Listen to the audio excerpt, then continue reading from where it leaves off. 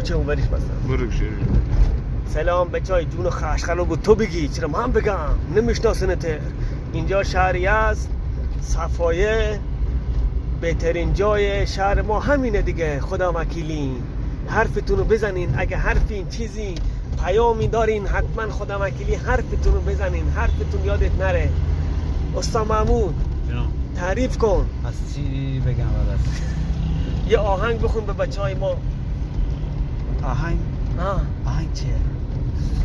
بیا با هم بازی کنیم. بیا هم بازی کنیم. بازی آقا اینجا شهر یزده، بعد امروز روز شلوغ شهر ما، یعنی امروز شلوغه.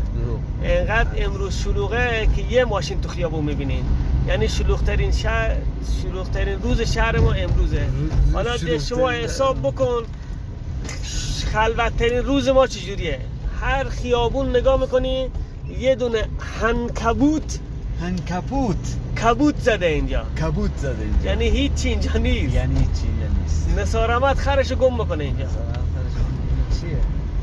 یعنی اگه نثار احمد ببینی تازه ماشینای ما نگاه کن همشون فرادو.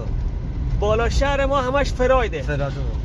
پایین شهر ما همش گاریه، خره، گاوه، گوسفنده. اینجا قوایی داره که دندون خوش میکنه.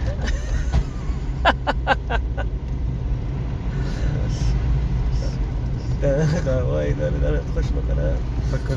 اینجا چرا قرمز هم داریم ما. یه وقت نگین ما بی کلاسیم، بی فرهنگیم. ما اینجا قهوه خونه داریم، چرا قرمز داریم، سیگار هم اینجا میپروشه. بعد لوستلان هم داریم. اونورم بگیر نگاه کنه، اونور بچه‌ها نگاه کن. بنده خدا سیگار فلش میفروشه این بنده خدا. نه فلش داده گفته برو اونور. فلش داده گفته برو اونور. اینجا دختر هم ما داریم. ببین چه دخترای جون خشی. به سلام بر لب تشنگان یزید. ها ببخشید سلام بر لب تشنگان حسین. اشتباه گفتی داداش. آقا این مسجدمونه نگاه کن. ظرفیت این مسجد 3 نفره. 3 نفر. تازه بستنی فروشی هم ما داریم. این بستنی فروشی مونه. بستنی یخمکی، بستنی شاکری، بستنی پورمردکی، بستنی پورزالکی. اینجا ایران است، ما هندونه میخوریم.